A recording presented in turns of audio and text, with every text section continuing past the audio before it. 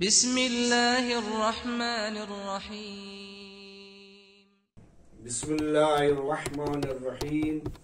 औज़ु बिल्लाहि मिनश्शैतानिर्रजीम। बिस्मिल्लाहिर्रहमानिर्रहीम।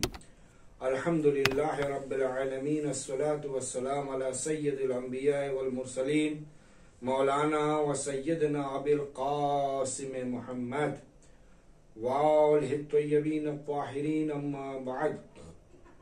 फ़क़द क़ाल अल्लाहु तआला फ़ी किताबिहिल मजीद वल फ़ुरक़ानिल हमीद व क़ौलुहुल हक़। बिस्मिल्लाहिर रहमानिर रहीम। इन्नमा वलियुकुमुल्लाहु व रसूलुहु वल्लज़ीना आमनुल्लज़ीना युक़ीमूनस सलात व यूतूनज़ ज़कात व हुम राकिऊन। नाज़रीन इकराम, इस वक्त इमामत व विलायत के सिलसिले दुरूस की 5वीं नशिस्त में आपके सामने हम हाजिर हुए हैं और चौथी नशिस्त में हमने आपके सामने इस बात को पेश किया कि हजरत अली अलैहिस्सलाम की शान में आये विलायत नाजिल हुई और न सिर्फ तफसीर इब्न अबी हातिम और तफसीर तबरी में मोतबर सनद के साथ रवायात मौजूद हैं कि ये आयत हजरत अली की शान में नाजिल हुई है, बल्कि इन किताबों के अलावा और भी बहुत सी किताबें हैं जिन किताबों में इस बात का तज़किरा पाया जाता है कि ये आयत हजरत अली की शान में नाजिल हुई है। तो हमने आपके सामने मुताद्दिद किताबें इससे पहली वाली नशिस्त में यानी चौथी नशिस्त में पेश की थी और रवायतों को नकल किया था और बात यहां पर तमाम हुई थी कि इब्ने मर्दवे की किताबें मनाक़िब अली इब्न अबी तालिब, उन्होंने मुफस्सल एक रवायत को इसी आये विलायत के हवाले से पेश किया। चूंकि रवायत काफी मुफस्सल थी, तफसील के साथ उन्होंने बयान किया, लिहाजा मैंने चौथी नशिस्त में सिर्फ आपको ये गोशगुजार किया था कि ये रवायत अगली नशिस्त में हम बयान करेंगे। तो जो हमने वादा किया था उसी वादे के मुताबिक इंशाअल्लाह हम इस किताब के हवाले से मनाक़िब अली इब्न अबी तालिब के हवाले से रवायत को पेश करते हैं। सबसे पहले हम आपको ये बता दें कि इब्ने मर्दवे 410 हिजरी में इनकी वफात हुई है और किस किताब के हवाले से उन्होंने इस रवायत को पेश किया ये भी हम आपके सामने बता दें, ताकि पहले से आपके ज़हन में यह बात रहे कि उन्होंने किस किताब में इस रवायत को नकल किया है। तो उनकी किताबें मनाक़िब अली इब्न अबी तालिब, सफ़ा नंबर 293, हदीस नंबर 460। ये बात आप याद रखें, इब्ने मर्दवे कोई आम शख्सियत नहीं है, बल्कि इब्ने मर्दवे अहले सुन्नत की बहुत ही मशहूर और मारूफ शख्सियत है। एक बुज़ुर्ग उलमा में उनका शुमार है। इमाम ज़हबी कहते हैं तज़किरतुल हुफ़्फ़ाज़ में जिल्द नंबर 3 सफ़ा नंबर 1050 पे वो लिखते हैं, क़ाल ज़हबी अल हाफिज असब्त अल अल्लामा। इब्ने मर्दवे कौन है? हाफिज हैं, हाफिज हदीस, असब्त जहन के बहुत ही कवी थे, अल्लामा थे। वकाना क़य्यमन बिमारिफत हाज़ा शान, इल्म रिजाल के माहिर थे, सखी थे, बसीरन बिरिजाल, इल्म रिजाल के माहिर, बहुत ज़हीन, अल्लामा, इल्म रिजाल के माहिर, सखी, तवीलुल बा, मलीहुत तसानीर, कुतुब नवीसी में बहुत ही खुश बयान, शीरी कलाम वगैरह वगैरह, ये सब इब्ने मर्दवे के फजाइल हैं। तो इब्ने मर्दवे कोई शख्सियत, मामूली शख्सियत नहीं है जो उनको इसी तरीके से आप दरगुजर कर दें, नजरअंदाज फरमा दें कि भाई एक मामूली शख्सियत है, उनकी रवायत कोई अहमियत नहीं है। लिहाजा इस बात का ख्याल रखें कि इब्ने मर्दवे बहुत ही मशहूर शख्सियत का नाम है। अब हम रवायत को नकल करते हैं। रवायत यहां से शुरू होती है, असनाद को छोड़ते हुए हम रवायत यहां से शुरू करते हैं। इब्ने अब्बास कहते हैं, एक दिन मैं जमजम के किनारे बैठा हुआ था और पैगंबर इस्लाम सल्लल्लाहु अलैहि वसल्लम की हदीसें बयान कर रहा था। मेरे नजदीक एक शख्स था जिसने अपने अमामे के जरिए से अपने चेहरे को छुपाया हुआ था। जब भी मैं रसूल से कोई हदीस बयान करता तो वो शख्स तायद करता कि हाँ बेशक रसूल ने इसी तरीके से इरशाद फरमाया है। मैंने देखा ये मेरे हर बात की तस्दीक कर रहा है, तो मैंने पूछा, है शख्स तू ये तो बता तू है कौन, कौन है? तो शख्स ने कहा, ऐ लोगों, जो मुझे पहचानता है तो वो तो पहचानता ही है, जो मुझे नहीं पहचानता वो पहचान ले। मैं जुनादे बदरी अबू ज़र गफ़ारी हूं, जुंदब बिन जुनादे बदरी, मैं जुंदब बिन जुनादे बदरी अबू ज़र गफ़ारी, यानी अबू ज़र गफ़ारी मैं हूं, अबू ज़र गफ़ारी हूं। मैंने अपनी इन्हीं दो कानों से सुना और अपनी इन्हीं दो आंखों से देखा है, और अगर मैं इसके अलावा और कुछ कहता हूं, झूठ बोलता हूं, तो मेरे आंख अंधी हो जाएं, कानों से मैं सुन न सकूं कि रसूल खुदा सल्लल्लाहु अलैहि वसल्लम ने इरशाद फरमाया। गौर फरमाइएगा कि रसूल ने अबू ज़र गफ़ारी किसके सामने बयान कर रहे हैं? इब्ने अब्बास, जो बहुत ही मशहूर और मारूफ शख्सियत का नाम है, जिनका तफसीर कुरान में जिनका दर्जा पहला दर्जा माना जाता है अहले सुन्नत में। तो इब्ने अब्बास गवाह हैं, अबू ज़र गफ़ारी हैं, और बहुत से अफराद हैं वहां जो गवाही देने के लिए तैयार हैं, वहां गवाह हैं इस बात के। अबू ज़र गफ़ारी कहते हैं कि रसूल खुदा ने सल्लल्लाहु अलैहि वसल्लम ने इरशाद फरमाया, अलीयुन कायदुल बररह व कातिलुल कफरह, मंसूरुन मन नसरहु मखजूलुन मन खज़लहु। अलीयुन कायदुल बररह, अली नेकों के कायद हैं, इमाम हैं। वो कातिलुल कफरा, काफिरों को कत्ल करने वाले हैं। मंसूरुन मन नसरहु, मंसूरुन मन नसरहु, जिसने उनकी मदद की वो कामयाब है। मखजूलुन मन खज़लहु, और जिसने उनको जलील करना चाहा वो खुद जलील हो गया, वो जलील और ख्वार और रुसवा है। रसूल ने ये हदीस इरशाद फरमाई है। अजीजान मोहतरम, नाज़रीन किराम, पहली हदीस पर गौर फरमाएं। क्या रसूल ने इरशाद फरमाया? अलीयुन कायदुल बररा, किसके इमाम है? अली नेकों का इमाम है। अब यहीं से पता चल जाता है अली किसके इमाम है? नेकों का इमाम है।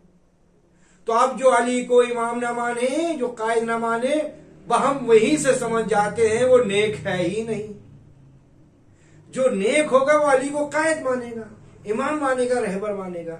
जो नेक नहीं है, नबी ने फरमा दिया, वो अली को कायद नहीं मानेगा। कातिलुल कफरा, और काफिरों को कत्ल करने वाले, यानी अली के हाथ से जो भी कत्ल होगा वो काफिर होगा, चाहे वो रसूल के दौर में कत्ल हो, चाहे रसूल के बाद कत्ल हो। जो भी अली के हाथ से कत्ल होगा, नबी ने बयान फरमा दिया है, वो कातिलुल कफरा, अली के हाथ से कत्ल होने वाला काफिर है। जब किसी भी मैदान में कत्ल किया जाए, अली की तलवार चलेगी ही उसी पर कि जो उसका कुफ्र साबित है नबी के नजदीक और अली के नजदीक। तो अब जिसके कुफ्र साबित है, जाहिर सी बात है अली की तलवार उसी पर चलेगी। और उसके बाद एक नबी ने बशारत भी दे दी, मंसूरुन मन नसरहु, जो लोग अली की मदद करेंगे वो कामयाब होंगे। तो नबी ने जमानत दे दी, लोगों घबराना नहीं, अगर तुम कामयाबी चाहते हो, अगर अपने को नुसरत याफ्ता चाहते हो, तो अली की मदद करो। मखजूलुन मन खज़लहु, और जिसने अली को जलील करना चाहा उसकी भी नबी ने बशारत दे दी। किस बात की? वो जलील और रुस्वा होगा। जिसने भी अली को जलील और रुस्वा करना चाहा, चाहे कोई भी हो, नबी ने ये नहीं कहा मेरे सहाबी होंगे तो वो अगर जलील करेंगे अली को, रुस्वा करेंगे तो वो जलील ना होंगे, या सहाबी नहीं होंगे, या वगैरह वगैरह। तो जो भी अली को जलील करना चाहेगा, जिसने अली को जलील करना चाहा, वो नबी ने इरशाद फरमा दिया है वो खुद जलील होगा, चाहे वो दुनिया हो चाहे आखिरत में हो। नबी ने मुतलकन कह दिया है वो जलील होकर रहेगा, चाहे इस दुनिया में हो चाहे उस दुनिया में हो, वो जलील होकर रहेगा। ये नबी का इरशाद गिरामी है। रवायत यहीं पर नहीं तमाम हो जाती, रवायत के आगे जुमले और भी हैं।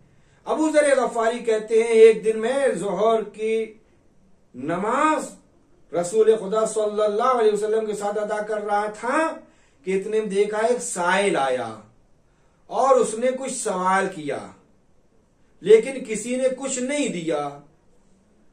उस वक्त हजरत अली रुकू की हालत में थे।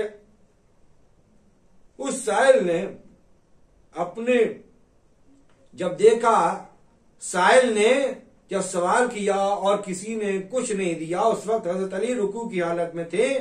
आपने उसकी तरफ अपने दाहिने हाथ की उंगली के तरफ इशारा किया, जिसमें अंगूठी थी। वो साइल आगे बढ़ा और उनकी उंगली से अंगूठी उतार ली। ये सब माजरा नबी अकरम के सामने अंजाम पाया। आप नमाज में मशगूल थे। जब पैगंबर इस्लाम नमाज से फारिग हुए तो आपने अपना सर आसमान की तरफ बुलंद किया और फरमाया, ऐ मेरे अल्लाह। क्या नबी ने क्या फरमाया? ऐ मेरे अल्लाह, मेरे भाई मूसा ने तुझसे इस तरह सवाल किया था। क्या सवाल किया था? मेरे भाई मूसा ने, ये नबी, गौर फरमाइएगा, नबी क्या कह रहे हैं? मेरे भाई मूसा ने तुझसे सवाल किया था। क्या सवाल था? कुरान मजीद में आयत मौजूद है, काला रब्बि शहली सदरी वयस्सिरली अमरी वहलुल उक़दतम मिन लिसानी यफ़क़हू क़ौली वजअल्ली वज़ीरन मिन अहली हारून अख़ी उशदुद बी अज़री वशरिकहू फ़ी अमरी। सूरह ताहा, ये सूरह ताहा की आयत नंबर 25 से लेके 32 तक आप मुलाहिजा कीजिएगा। क्या? सूरह ताहा आयत नंबर 25 से लेके 32 तक मुलाहिजा कीजिएगा कि जिसमें हजरत मूसा ने अल्लाह के सामने दुआ की, क़ाल रब्बि शहली, परवरदिगारा, मूसा ने अर्ज किया, परवरदिगारा मेरे सीने को कुशादा कर दे। क़ाल रब्बि शहली सदरी, परवरदिगारा मेरे सीने को कुशादा कर दे। वयस्सिर ली अमरी, और मेरे अमरे रिसालत को आसान कर दे। वहलुल उक़दतम मिन लिसानी, और मेरी जबान की गिरहों को खोल दे। यफ़क़हू क़ौली, ताकि ये लोग मेरी बात समझें, यानी ये सब बनी इसराइल लोग मेरी बात समझें और मेरे ही अहल में से मेरा वजीर करार दे। क्या कहा? वजअल्ली वज़ीरा मिन अहली, मेरे अहल में से, मेरे खानदान में, मेरे रिश्तेदारों में से मेरे एक वजीर करार दे। कौन? फिर जब हजरत मूसा को रहा नहीं गया, देखा कि कहते मेरे अहल में से, मेरे रिश्तेदारों में से, मेरे जो सगे हैं उनमें से मेरा वजीर करार दे, जानशीर करार दे। अब हजरत मूसा को रहा नहीं गया, हारून आखी, उसके बाद कहते क्या? मेरा भाई जो हारून है ना, उसी को मेरा वजीर करार दे। उशदुद बी अज़री, और मेरी पुष्ट को उससे मजबूत करार दे। उसके बाद कहते हैं वशरिक हो फी अमरी, उसे मेरे काम में, अमरे रिसालत में शरीक करार दे। तो ये पैगंबर इस्लाम अल्लाह से दुआ करते, परवरदिगारा मेरे भाई यानी मूसा ने तुझसे ये दुआ की थी। उसके बाद नबी आगे और भी इरशाद फरमाते, काला कद ऊती तसूल का या मूसा, परवरदिगारा तूने हजरत मूसा के सवाल का जवाब भी दे दिया और कुरान में आयत भी नाजिल कर दी जवाबान। उसमें क्या कहा? काला सनशुद्दु अज़दुका बिअखीक वनजअल लकुमा सुल्तानन फला यसिलून इलैकुमा बिआयातिना अंतुमा वमन मअकुमा वमन इत्तबअकुमा अल-गालिबून। सूरह क़िसस आयत नंबर 28। ऐ मूसा, हमने तुम्हारी मुराद तुम्हें दे दी और तूने कुरान में बयान भी कर दिया, हम तुम्हारे बाजुओं को तुम्हारे भाई से मजबूत कर देंगे और तुम दोनों के लिए एक ऐसा गलबा करार देंगे कि ये लोग तुम तक पहुंच ही नहीं सकते और हमारी निशानियों के सहारे तुम और तुम्हारे पैरोकार ही गालिब रहेंगे। तो खुदावंद आलम ने, परवरदिगारा तूने हजरत मूसा की दुआ को कबूल कर लिया, अब मैं भी तुझसे दुआ कर रहा हूं, अगली किस्त में इंशाअल्लाह हम आपके सामने पैगंबर ने हजरत मूसा की दुआ का हवाला देने के बाद खुद क्या दुआ की है, इंशाल्लाह हम अगली किस्म आपके सामने बयान करेंगे। अस्सलामु अलैकुम व रहमतुल्लाहि व बरकातुहू। अल्लाहुम्मा सल्ली अला मुहम्मद।